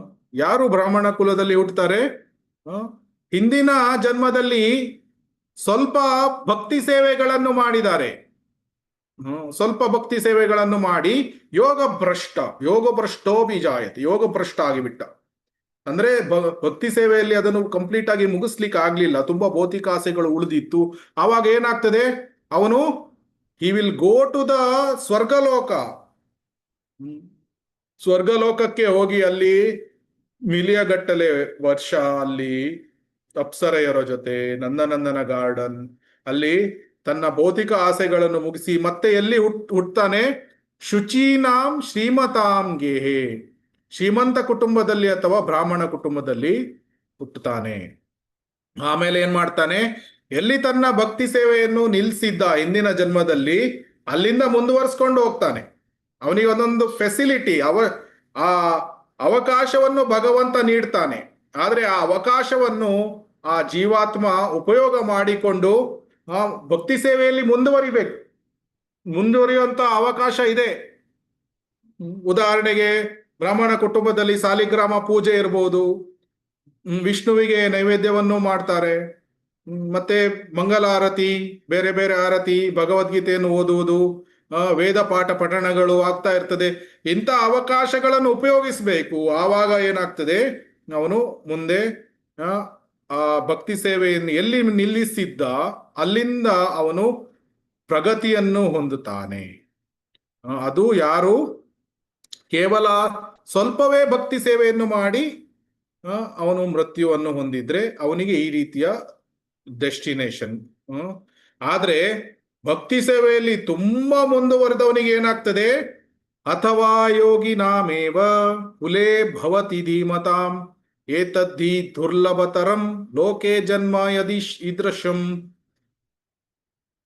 ಆಫ್ಟರ್ ಲಾಂಗ್ ಪ್ರಾಕ್ಟೀಸ್ ಆಫ್ ಯೋಗ, ಭಕ್ತಿ ಯೋಗ ತುಂಬಾ ಅಭ್ಯಾಸ ಮಾಡಿದ, ಸ್ವಲ್ಪ ಪರ್ಸೆಂಟೇಜ್ ಉಳಿದಿದೆ, ಆವಾಗ ಏನ್ಮಾಗ್ತದೆ ಅವನಿಗೆ, ಅಂತಹ ಜೀವಾತ್ಮಕ್ಕೆ ಭಕ್ತರ ಕುಟುಂಬದಲ್ಲಿ ಜನ್ಮ ಸಿಗ್ತದೆ. ಅಂತಹ ಜನ್ಮ ತುಂಬಾ ವಿರಳವಾಗಿ ದುರ್ಲಭವಾದ ಜನ್ಮ, ಅಂತಹ ಜನ್ಮ ಸಿಗ್ತದೆ. ಆವಾಗ ಅವನು ತನ್ನ ಕೆಲವೇ ಪರ್ಸೆಂಟೇಜ್ ಏನು ಉಳಿದಿದೆ ಅದನ್ನು ಮುಗಿಸಿ ಅವನು ಭಗವದ್ಧಾಮಕ್ಕೆ ಅವನು ಹೋಗ್ತಾನೆ. ಅದನ್ನೇ ಇಲ್ಲಿ 6.41 ಫೋಟೋದಲ್ಲಿ ಹೇಳ್ತಾ ಇದ್ದಾರೆ. ಆದ್ರಿಂದ ಇಲ್ಲಿ ಹೇಳಿದರೆ ಅವಕಾಶ, ಈ ಭಗವಂತ ನೀಡಿರುವ ಅವಕಾಶಗಳನ್ನು ಭ್ರಮೆಗೊಳಗಾಗಿ ದುರುಪಯೋಗ ಪಡಿಸಿಕೊಂಡ್ರೆ ಭಗವಂತನು ದಯಪಾಲಿಸಿದ ಮಾನವ ಜನ್ಮದ ಸದವಕಾಶವನ್ನು ಕಳೆದುಕೊಂಡಂತಾಗುತ್ತದೆ. ಅದೇ ಎಷ್ಟೊಂದು ಭಾರತದಲ್ಲಿ ಬ್ರಾಹ್ಮಣ ಕುಟುಂಬ ಅಂತ ಅಲ್ಲಿ ಹುಟ್ಟಿರುವಂತಹ ಈ ಹುಡುಗರು ಅಥವಾ ಹುಡುಗಿಯರು ಅದನ್ನೇ ಮಾಡ್ಕೊಳ್ತಾ ಇದ್ದಾರೆ. ಏನು, ಭಗವಂತನು ದಯಪಾಲಿಸಿದ ಮಾನವ ಜನ್ಮದ ಸದವಕಾಶವನ್ನು ಕಳೆದುಕೊಂಡಂತಾಗುತ್ತದೆ. ಸೊ ಒಂದು ಬ್ರಾಹ್ಮಣ್ ಫ್ಯಾಮಿಲಿಯಲ್ಲಿ ಅವನು ಒಬ್ಬರಿಗೆ ಬೈತಾನೆ, ಲೋ ಕಾಸ್ಟ್, ನೀನು ಲೋ ಕಾಸ್ಟ್, ಬೆಳಿಗ್ಗೆ ನಿನ್ನ ಮುಖವನ್ನು ನನಗೆ ತೋರಿಸ್ಬೇಡ, ನಿನ್ನ ಮುಖವನ್ನು ನೋಡಿದ್ರೆ ನನ್ನ ಎಲ್ಲ ಪ್ಯೂರಿಟಿ ಎಲ್ಲ ದೂಷಿತ ಆಗಿ ಬಿಡ್ತದೆ ಅಂತ ಬೈತಾನೆ ಒಬ್ಬ ಹುಡುಗಿ, ಇದು ಹೆಂಗಸಿಗೆ. ಹೋಗು ನೀನು ಆಮೇಲೆ ಬಾ. ಅಂದ್ರೆ ಅವಳು ಆಕ್ಚುಲಿ ಟಾಯ್ಲೆಟ್ ತೊಳಿಲಿಕ್ಕೆ ಅವನ ಮನೆಗೆ ಬರ್ತಾ ಇರ್ತಾಳೆ. ಆದ್ರೆ ಒಂದಿನ ಅವಳು ಬೆಳಿಗ್ಗೆ ಬೇಗ ಬಂದಿರ್ತಾಳೆ, ಸರಿಯಾಗಿ ಬೈದು ಕಳಿಸಿಬಿಡ್ತಾನೆ. ಆಮೇಲೆ ಪೂಜೆ ಎಲ್ಲ ಆದ್ಮೇಲೆ ಅವನೇನ್ ಮಾಡ್ತಾನೆ, ಹೋಟೆಲಿಗೆ ಮಧ್ಯಾಹ್ನಕ್ಕೆ ಊಟಕ್ಕೆ ಹೋಗ್ತಾನೆ. ಹೋಟೆಲಿಗೆ ಹೋಗಿ ತಿಂತಾನೆ. ಆದ್ರೆ ಆ ಹೋಟೆಲಲ್ಲಿ ಏನಾಗ್ತಾ ಇರ್ತದೆ, ಇದೇ ಹೆಂಗಸು ಯಾರಿಗೆ ಅವನು ಬೈದಿರ್ತಾನೆ ಅವಳೇ ಕುಕಿಂಗ್ ಮಾಡ್ತಾ ಇರ್ತಾನೆ. ಸೊ ಹೇಳುವ ತಾತ್ಪರ್ಯ ಅಂದ್ರೆ ಅವನು ಅವಳಿಗೆ ಮುಖನೂ ತೋರಿಸ್ಬೇಡ ಅಂತ ಬೈತಾನೆ, ಆದ್ರೆ ಮಧ್ಯಾಹ್ನ ಅವಳೇ ಮಾಡಿರುವಂತಹ ಕೈಯಲ್ಲಿ ಮಾಡಿರುವಂತಹ ತಿಂಡಿ ತಿನಸುಗಳನ್ನು ಅವನು ತಿಂತಾನೆ. ಸೊ ಆದ್ರಿಂದ ಏನಾಗಿದೆ, ಕಲಿಯುಗದಲ್ಲಿ ಬ್ರಾಹ್ಮಣತ್ವವನ್ನು ಕಾಪಾಡಿಕೊಳ್ಳುವುದು ತುಂಬಾ ಕಷ್ಟ ಆಗ್ತದೆ. ಸೊ ಬ್ರಾಹ್ಮಣರ ಪತನ ಹೊಂದಿದ್ರೆ ಏನಾಗ್ತದೆ, ಸಮಾಜದಲ್ಲಿ ಅಲ್ಲೋಲ ಕಲ್ಲೋಲ ಆಗ್ತದೆ. ಸೊ ದಟ್ಸ್ ವೈ ಶೀಲಾ ಪ್ರಭುಪಾದ್ರೆ ಏನ್ ಹೇಳಿದ್ರು, ವಿ ವಾಂಟ್ ಪ್ಯೂರ್ ಬ್ರಾಹ್ಮಣಸ್, ಅಂದ್ರೆ ನಾವು ಬ್ರಾಹ್ಮಣತ್ವವನ್ನು ಶುದ್ಧವಾಗಿ ಮೇಂಟೈನ್ ಮಾಡಬೇಕು. ಸೊ ಯಾವಾಗ ಪ್ಯೂರಿಟಿ ಇಸ್ ದ ಫೋರ್ಸ್, ಶುದ್ಧರಾಗಿ ನಾವು ಭಗವಂತನ ಸೇವೆಗಳನ್ನು ನಾವು ಮಾಡ್ತೇವೆ, ಆವಾಗ ದೆನ್ ಏನಾಗ್ತದೆ, ಮುಂದಿನ ಶ್ಲೋಕಗಳಲ್ಲಿ ವಿವರಿಸಲಾಗ್ತದೆ, ಭಗವಂತ ಬುದ್ಧಿಯನ್ನು ಕೊಡ್ತಾನೆ. ಯಾವ ತರಹದ ಬುದ್ಧಿ? ಬ್ರಹ್ಮಜಾನಾತಿ ಇತಿ ಬ್ರಾಹ್ಮಣ. ಭಗವಂತ ಅಂದ್ರೆ ಯಾರು, ಬ್ರಹ್ಮನ್ ಅಂದ್ರೆ ಏನು, ಪರಮಾತ್ಮ ಅಂದ್ರೆ ಯಾರು, ಕೃಷ್ಣನ ಬೇರೆ ಬೇರೆ ಲೀಲೆಗಳು ಯಾವುದು, ಕೃಷ್ಣ ದೇವೋತ್ತಮ ಪರಮ ಪುರುಷ ಯಾಕೆ, ಅವನ ಬೇರೆ ಇದು ಶ್ರೀಮದ್ ಭಾಗವತದಲ್ಲಿ 9 ಸ್ಕಂದಗಳು ಇದೆ.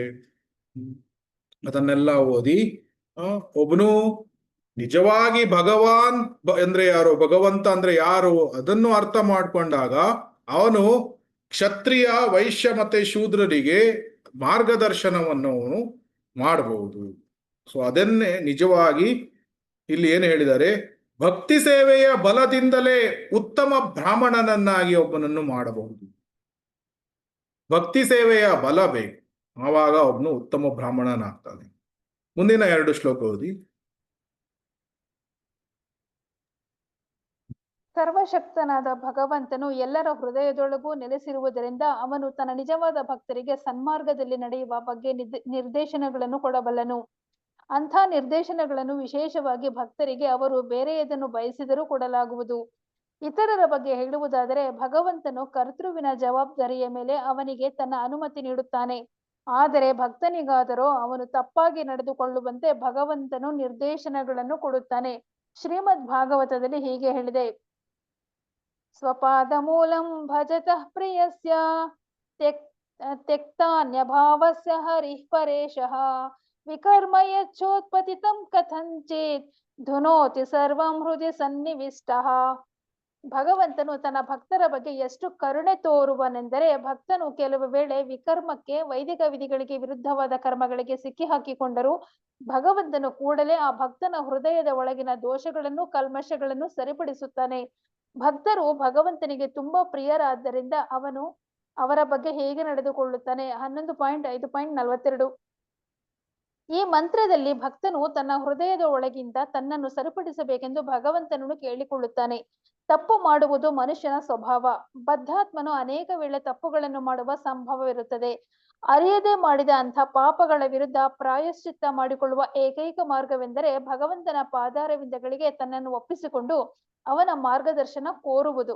ಶರಣಾಗತರನ್ನು ಭಗವಂತನು ಕಾಪಾಡುವನು. ಹೀಗೆ ಸುಮ್ಮನೆ ಭಗವಂತನಿಗೆ ಶರಣಾಗಿ ಅವನ ನಿರ್ದೇಶನದಂತೆ ನಡೆಯುವುದರಿಂದ ಎಲ್ಲ ಸಮಸ್ಯೆಗಳು ಪರಿಹಾರವಾಗುತ್ತವೆ.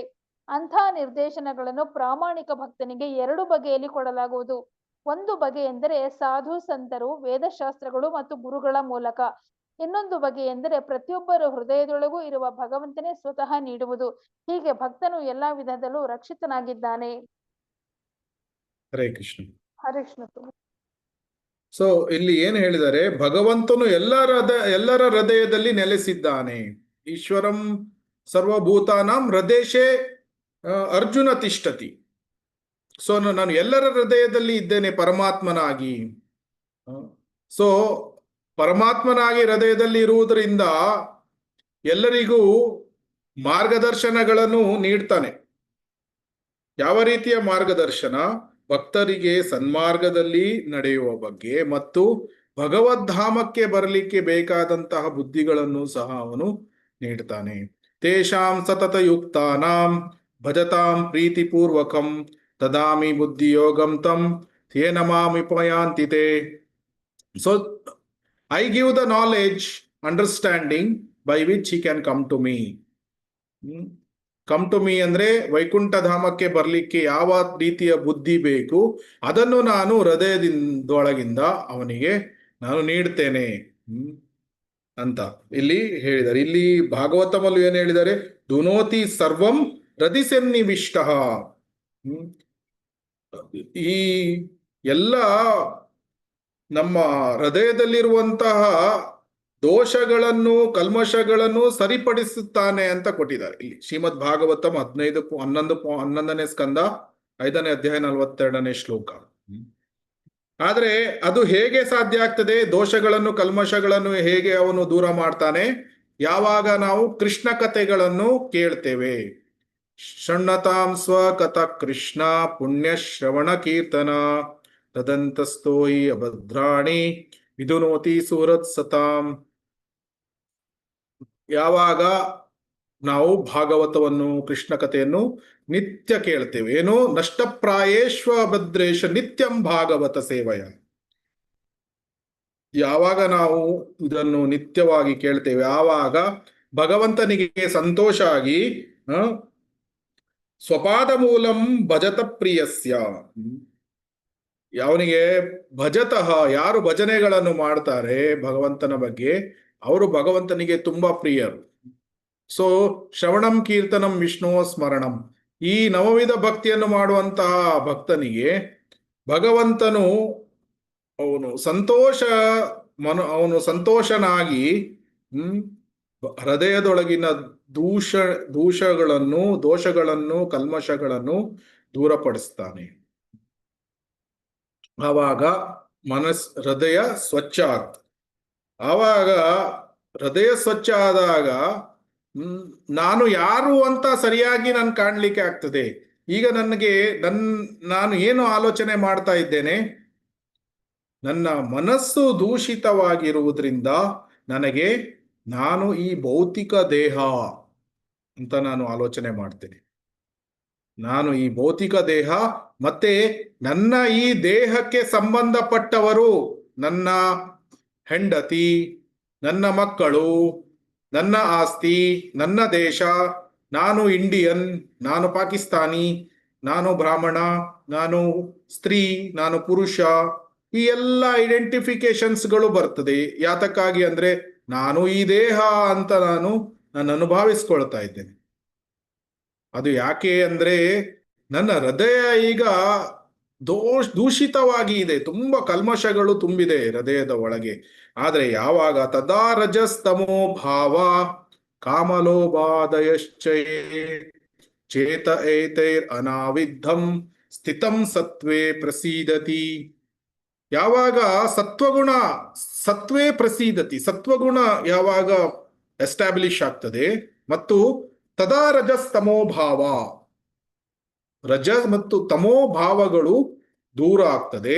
ಮತ್ತೆ ಹೃದಯದಲ್ಲಿರುವಂತಹ ಕಾಮಲೋಭಾದಯಶ್ಚಯೇ, ಕಾಮ ಮತ್ತು ಲೋಭ ಇದು ದೂರ ಆಗ್ತದೆ.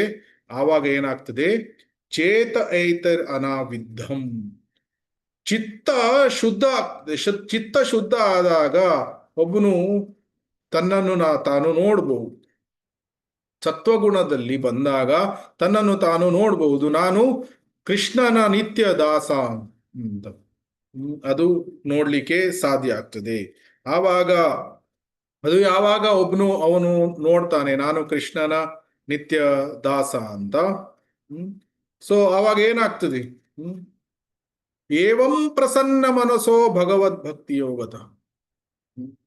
ಸೊ ಪ್ರಸನ್ನ ಮನಸ್ಸೋ, ಆನಂದ ಜಾಸ್ತಿ ಆಗ್ತದೆ.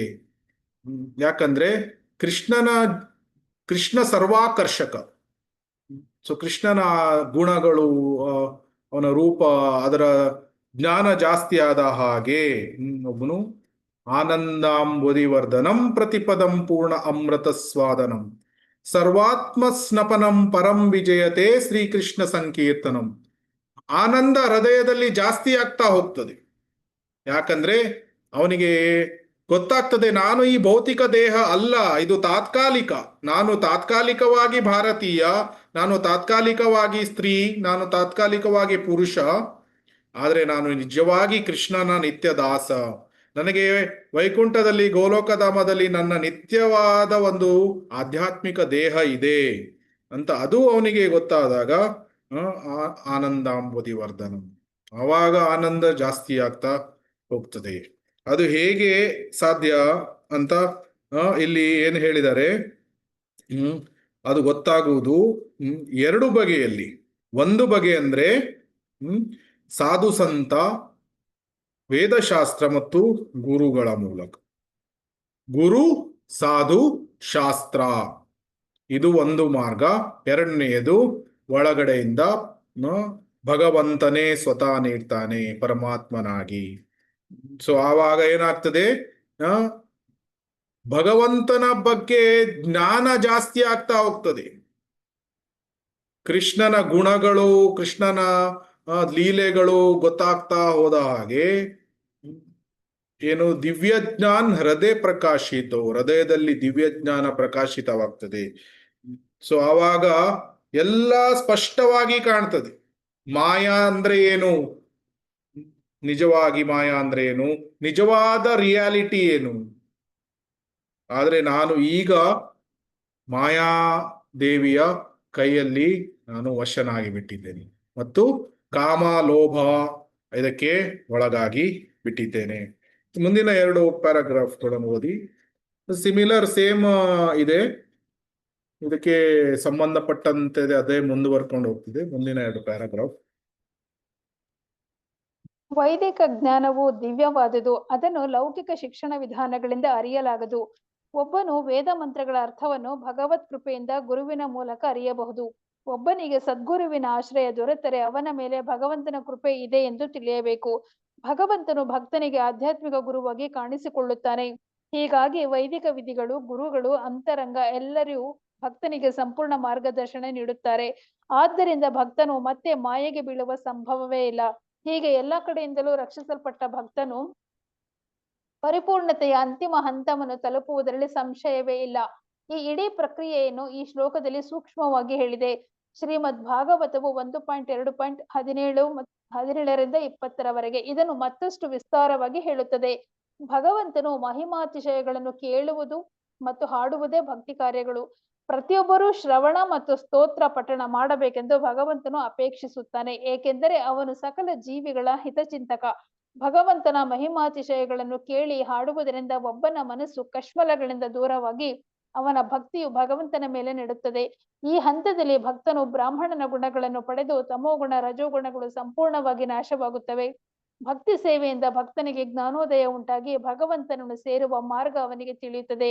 ಆಗ ಸಂಶಯಗಳೆಲ್ಲ ನಿವಾರಣೆಯಾಗಿ ಅವನು ಶುದ್ಧ ಭಕ್ತನಾಗುತ್ತಾನೆ. ಇಲ್ಲಿಗೆ ದೇವೋತ್ತಮ ಪರಮ ಪುರುಷನಾದ ಶ್ರೀಕೃಷ್ಣನ ಬಳಿಗೆ ಒಯ್ಯುವ ಜ್ಞಾನವಾದ ಶ್ರೀ ಈಶೋಪನಿಷತ್ತಿಗೆ ಭಕ್ತಿ ವೇದಾಂತ ವ್ಯಾಖ್ಯಾನವು ಮುಕ್ತಾಯವಾಯಿತು. ಹರೇ ಕೃಷ್ಣ ಪ್ರಭು, ಧನ್ಯವಾದಗಳು. ಹರೇ ಕೃಷ್ಣ, ಧನ್ಯವಾದಗಳು. ಸೊ ಅದನ್ನೇ ಹೇಳಿರುವುದು. ಸೊ ಏನಾಗ್ತದೆ, ಸೊ ರಜೋಗುಣ ತಮೋಗುಣಗಳು ದೂರವಾದಾಗ ಏವಂ ಪ್ರಸನ್ನ ಮನಸೋ ಭಗವದ್ ಭಕ್ತಿ ಯೋಗತಃ ಭಗವತ್ ತತ್ವ ವಿಜ್ಞಾನಂ ಮುಕ್ತ ಸಂಗಸ್ಯ ಜಾಯತೆ. ಭಗವತ್ ತತ್ವತಃ ಭಗವಂತನನ್ನು ಯಾರು ಒಬ್ಬ ಅರ್ಥ ಮಾಡ್ಕೊಳ್ತಾನೆ, ಭಗವಂತನ ವಿಜ್ಞಾನವನ್ನು ಅರ್ಥ ಮಾಡ್ಕೊಳ್ತಾನೆ, ಮುಕ್ತ ಸಂಗಸ್ಯ ಜಾಯತೆ, ಅವನು ಲಿಬರೇಟೆಡ್, ಮುಕ್ತನಾಗ್ತಾನೆ, ಮುಕ್ತ ಜೀವನ ಆಗ್ತಾನೆ. ಸೊ ಅದಕ್ಕಾಗಿ ಭಗವಂತ ನಮಗೆ ಒಳಗಿಂದ ಹೃದಯದಿಂದ ಜ್ಞಾನಗಳನ್ನು ನೀಡ್ತಾನೆ. ತೇಷಾಂ ಏವಾನುಕಂಪಾರ್ಥಂ ಅಹಂ ಅಜ್ಞಾನ ಜಾಂ ತಮಃ ನಾಶಯಾಮಿ ಆತ್ಮ ಭಾವಸ್ಥೋ ಜ್ಞಾನದೀಪೇನ ಭಾಸ್ವತಃ. ಸೊ ಇದು ನೆನ್ಪಿಟ್ಕೊಳ್ಳಿಬೇಕಾದ್ರೆ ಇದು 10ನೇ ಅಧ್ಯಾಯ, ಚಾಪ್ಟರ್ 10, ಶ್ಲೋಕ 10 ಮತ್ತೆ 11. ತೇಷಾಂ ಏವಾನುಕಂಪಾರ್ಥಂ. ಸೊ ನಾನು ಅನುಕಂಪವನ್ನು ತೋರಿಸಿ ಅವರ ಹೃದಯದಲ್ಲಿರುವಂತಹ ತಮೋಗುಣ ಅಥವಾ ಈ ಅಜ್ಞಾನವನ್ನು ದೂರ ಮಾಡ್ತೇನೆ. ಹೇಗೆ? ಜ್ಞಾನವೆಂಬ ದೀಪವನ್ನು ತೋರಿಸ್ತೇನೆ. ಸೊ ಹೃದಯದಲ್ಲಿ ಪರಮಾತ್ಮ ಅವನು ಜ್ಞಾನವೆಂಬ ದೀಪವನ್ನು ತೋರಿಸ್ತಾನೆ. ಅದು ಯಾವಾಗ ಸಾಧ್ಯ ಆಗ್ತದೆ? ಯಾವಾಗ ರಜೋಗುಣಗಳು ತಮೋಗುಣಗಳು ದೂರ ಹೋಗ್ತದೆ, ಒಬ್ನು ಸತ್ವಗುಣದಲ್ಲಿ ಸ್ಥಿತನಾಗ್ತಾನೆ, ಆವಾಗ ಪರಮಾತ್ಮನ ಅವನು ನೀಡುವ ಜ್ಞಾನ ಅದು ಒಬ್ನಿಗೆ ಅರ್ಥ ಆಗ್ತದೆ. ಅಷ್ಟು ತನಕ ಒಬ್ನು ಮಾಯಾದೇವಿಯ ಸೇವಕನಾಗಿ ಇರ್ತಾನೆ. ಕಾಮ, ಕ್ರೋಧ, ಲೋಭ, ಮೋಹ, ಮದ, ಮಾತ್ಸರ್ಯ. ಕಾಮದ ಆಸೆ ಬಂತು, ಕ್ರೋಧ ಬಂತು, ಕ್ರೋಧವನ್ನು ಪಡ್ತಾನೆ. ಲೋಭ ಬಂತು, ನನಗೆ ಅದು ಬೇಕು, ಇದು ಬೇಕು ಎನ್ನುವ ಆಸೆಗಳು. ಸೊ ಆದ್ರೆ ಯಾವಾಗ ಇಲ್ಲಿ ಏನು ಹೇಳಿದ್ದಾರೆ,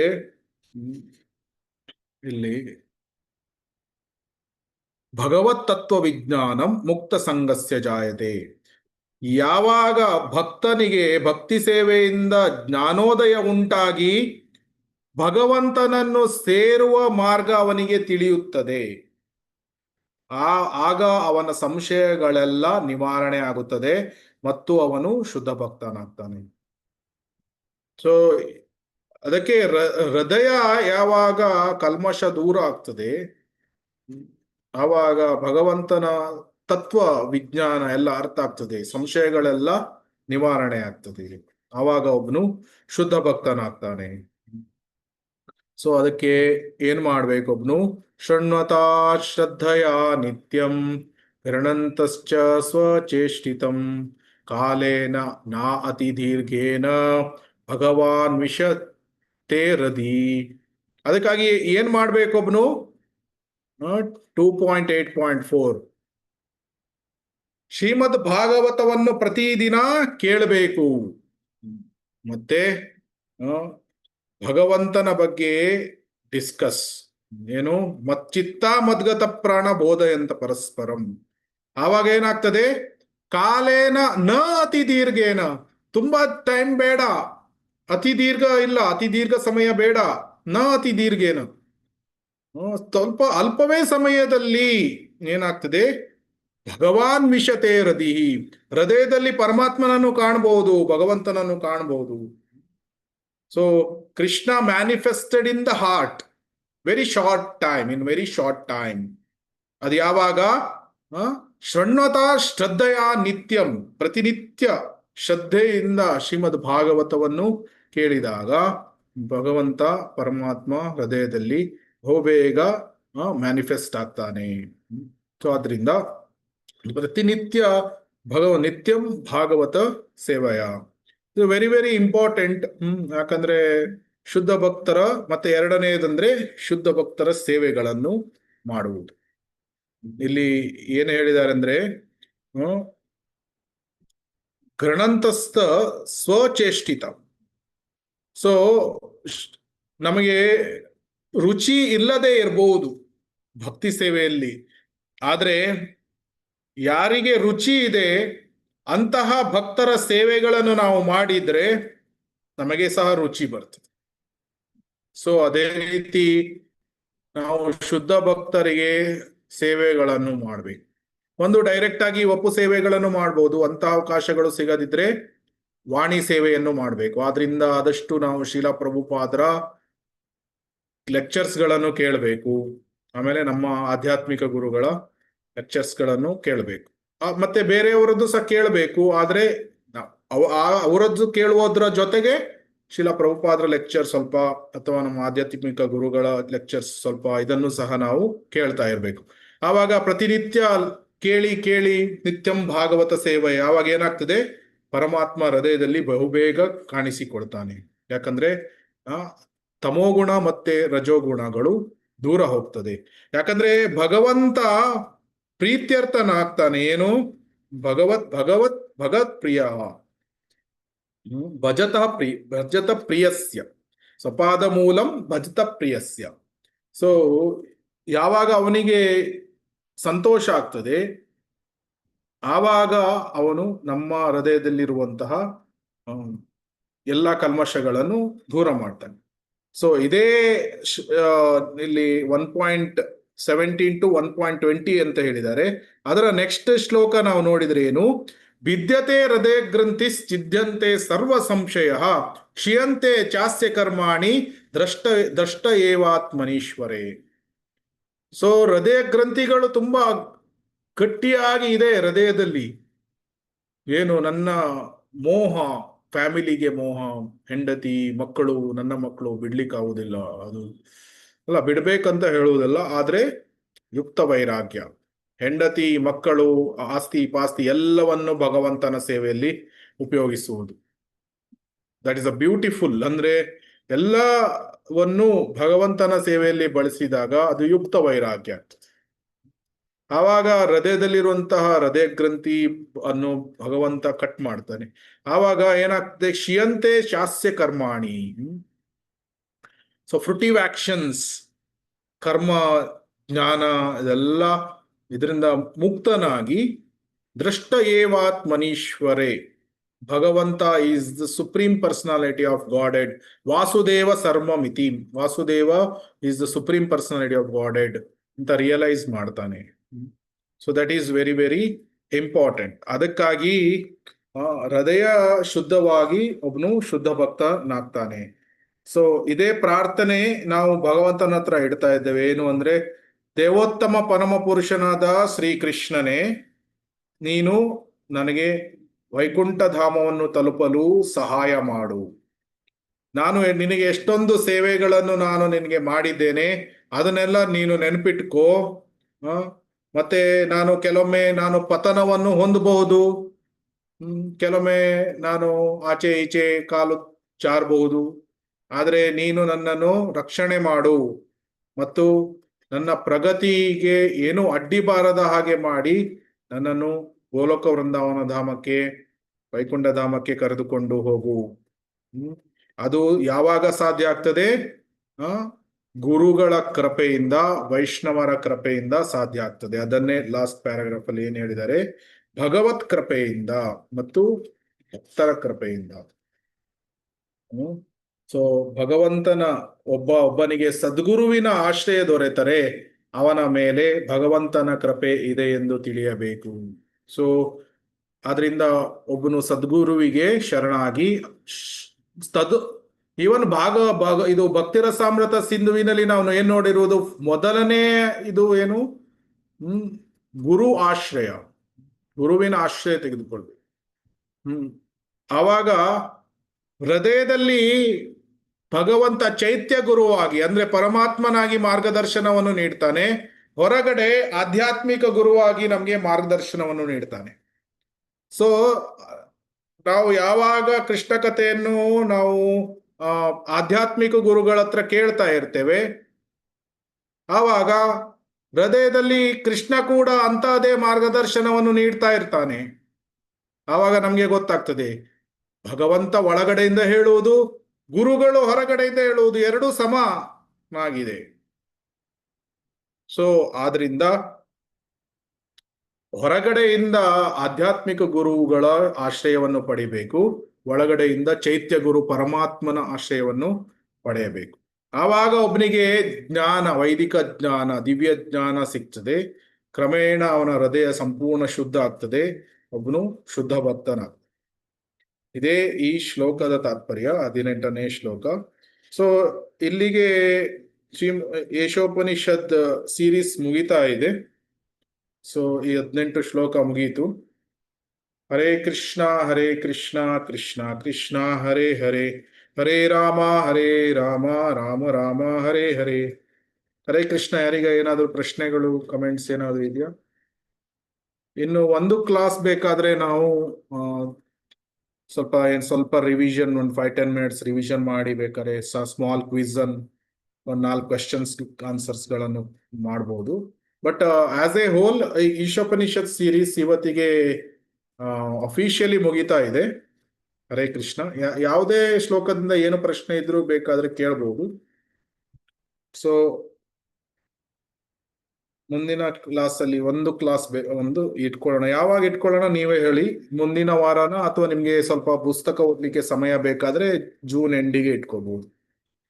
ಹರೇ ಕೃಷ್ಣ.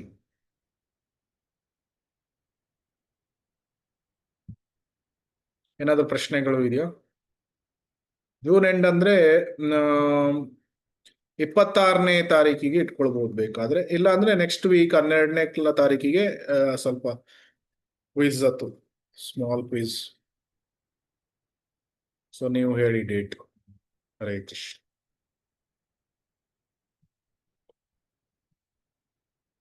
ಹರೇ ಕೃಷ್ಣ ಪ್ರಭು. ಹರೇ ಕೃಷ್ಣ ಪ್ರಭು, ಪೇಜ್ ನಂಬರ್ 94 ಅಲ್ಲಿ ಇದೆ ಈಗ ಲಾಸ್ಟ್ ಶ್ಲೋಕನೇ. ಅದೇ ಅಲ್ಲಿ ಒಂದು ಸೆಂಟೆನ್ಸ್ ಸ್ವಲ್ಪ ಅರ್ಥ ಆಗಿಲ್ಲ ಪ್ರಭು.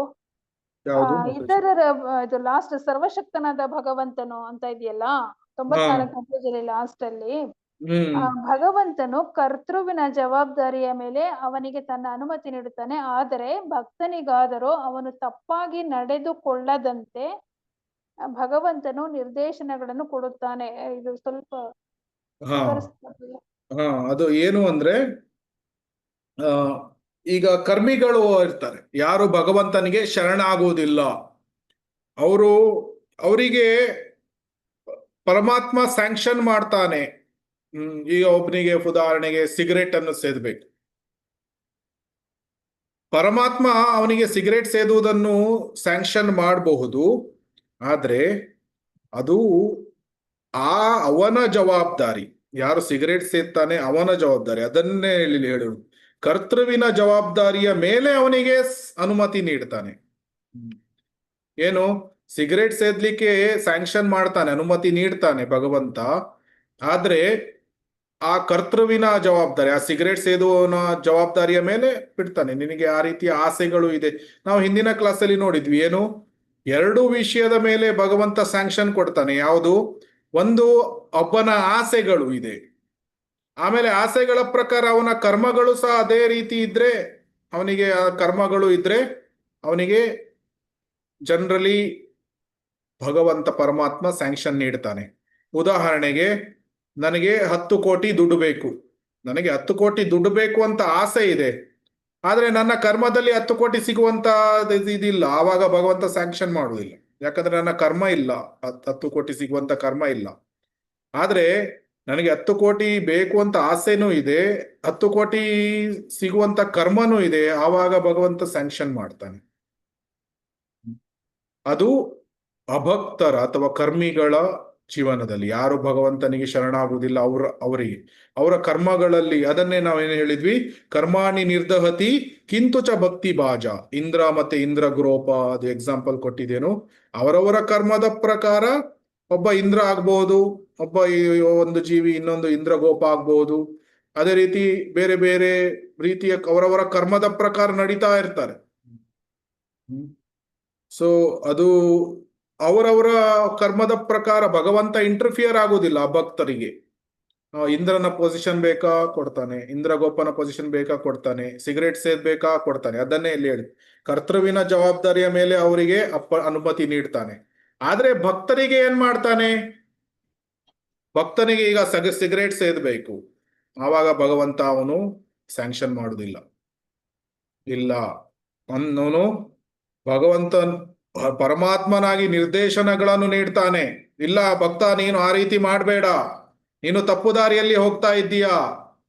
ಉದಾಹರಣೆ ಯಾರು ಬೆಸ್ಟ್ ಉದಾಹರಣೆ, ಭರತ ಮಹಾರಾಜ. ಭರತ ಮಹಾರಾಜನಿಗೆ ಅವನು ಬಿಗಿನಿಂಗ್ ಸ್ಟೇಜ್ ಆಫ್ ಭಾವ ಇದ್ದ, ಯಾರು, ಭರತ ಮಹಾರಾಜ. ಆವಾಗ ಭಗವಂತ ಅವನಿಗೆ ಇದು ಏನು ಸೂಚನೆಗಳನ್ನು ಕೊಡ್ತಾ ಇದ್ದ, ಏನು, ಆ ಜಿಂಕೆ ಮರಿಗೆ ಟೂ ಮಚ್ ಅಟ್ಯಾಚ್ಮೆಂಟ್ ಅನ್ನು ಹೊಂದಬೇಡ ಅಂತ. ಆದ್ರೆ ಭರತ ಮಹಾರಾಜನಿಗೆ ಭಕ್ತರ ಸಂಘ ಇಲ್ಲದೆ ಅವನಿಗೆ ಅದನ್ನು ನೋಟಿಸ್ ಮಾಡ್ಲಿಕ್ಕೆ ಆಗ್ಲಿಲ್ಲ. ಅದಕ್ಕೆ ಭರತ ಮಹಾರಾಜ ತಪ್ಪು ಮಾಡಿಬಿಟ್ಟ. ಏನು, ಈ ಜಿಂಕೆ ಮರಿಗೆ ತುಂಬಾ ಆಸಕ್ತಿಯನ್ನು ಹೊಂದ್ಬಿಟ್ಟ, ಮೃತ್ಯುವಿನ ಸಮಯದಲ್ಲಿ ಜಿಂಕೆ ಮರಿಯ ನೆನಪಾಯ್ತು. ಸೊ ಆಕ್ಚುಲಿ ಭಗವಂತ ತಪ್ಪಾಗಿ ನೋಡದಂತೆ ನಿರ್ದೇಶನಗಳನ್ನು ಕೊಡ್ತಾನೆ. ನಮಗೂ ಸಹ ಎಷ್ಟೊಂದು ಸಲ ಅದು ಮಾಡಬೇಡ, ಅದು ತಪ್ಪು ಅಂತ ಒಳಗಿನಿಂದ ಇದು ಬರ್ತದೆ.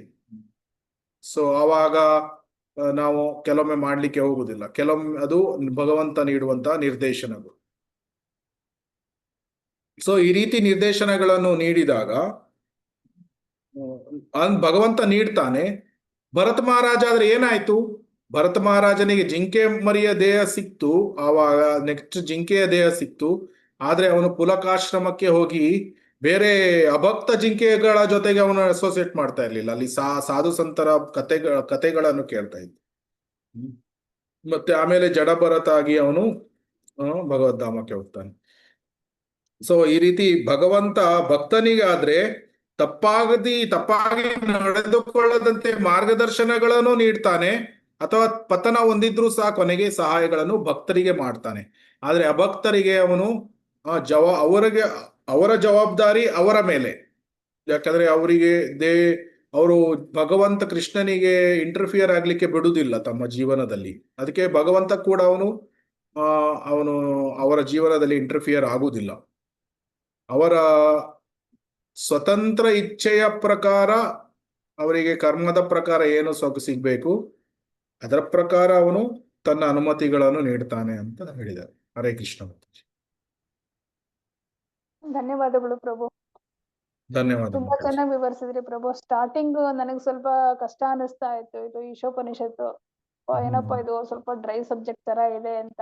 ಬಟ್ ಲಾಸ್ಟ್ ಒಂದು 8-9 ಕ್ಲಾಸ್ ಇಂದ ಹಿಡಿದು ಇವತ್ತಿನ ತನಕ ತುಂಬಾ ಇಂಟ್ರೆಸ್ಟಿಂಗ್ ಆಗಿತ್ತು ಪ್ರಭು. ತುಂಬಾ ಚೆನ್ನಾಗಿ ಹೇಳಿದೀರಾ. ತುಂಬಾ ಥ್ಯಾಂಕ್ಸ್ ಪ್ರಭು. ಥ್ಯಾಂಕ್ ಯು ಮಾತಾಜಿ. ಮುಂದಿನ ವಾರ ಸ್ವಲ್ಪ ಸಮರೈಸ್ ಮಾಡ್ಬಿಡಿ ಪ್ರಭು, ಆಮೇಲೆ ನಮ್ಗೆ ಇನ್ನೊಂದ್ಸಲ ಆಯ್ತು, ಮುಂದಿನ ವಾರದಲ್ಲಿ ಕ್ಲಾಸ್ ಮುಗಿಸೋಣ. ಒಂದ್ಸಲ ಫುಲ್ ಸಮ್ಮರಿಯನ್ನು ಕೊಟ್ಟು ಆಮೇಲೆ ನಿಮಗೆ ಏನಾದ್ರೂ ಪ್ರಶ್ನೆ ಇದ್ರೆ ಕೇಳಬಹುದು. ಇಲ್ಲ ಅಂದ್ರೆ ನಾವು ಒಂದು ಕ್ವಿಜ್ 1, 3, 4, 5, 5-6 ಕ್ವಶನ್ 4-5 ಕ್ವಶನ್ಗಳನ್ನು ನಾವು ಕ್ವಿಜ್ ಮೂಲಕ ಮಾಡ್ಬೋದು. ಹರೇ ಕೃಷ್ಣ. ಆವಾಗ ಇದು ಕಂಪ್ಲೀಟ್ ಸೀರೀಸ್ ನೆಕ್ಸ್ಟ್ ವಾರ ಮುಗಿಯುತ್ತೆ. ಹರೇ ಕೃಷ್ಣ. ಸೊ ಇವತ್ತಿಗೆ ಏನಾದ್ರೂ ಪ್ರಶ್ನೆಗಳು ಇದೆಯಾ ಅಥವಾ ಯಾರಿಗೆ ಏನಾದ್ರು ಹೇಳ್ಬೇಕಾ ಅಥವಾ ಕ್ಲಾಸ್ ಅನ್ನು ಮುಗಿಸೋಣ?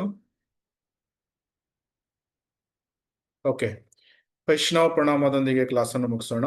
ವಾಂಛಾ ಕಲ್ಪತರುಭ್ಯಶ್ಚ ಕೃಪಾ ಸಿಂಧುಭ್ಯ ಏವ ಚ ಪತಿತಾನಾಂ ಪಾವನೇಭ್ಯೋ ವೈಷ್ಣವೇಭ್ಯೋ ನಮೋ ನಮಃ. ಅನಂತ ಕೋಟಿ ವೈಷ್ಣವವೃಂದ ಕಿ ಜೈ. ಶೀಲ ಪ್ರಭುಪಾದ್ ಕಿ ಜೈ. ಶೀಲ ಗುರುದೇವ್ ಕಿ ಜೈ. ತುಂಬಾ ಧನ್ಯವಾದಗಳು. ಹರೇ ಕೃಷ್ಣ. ಹರೇ ಕೃಷ್ಣ.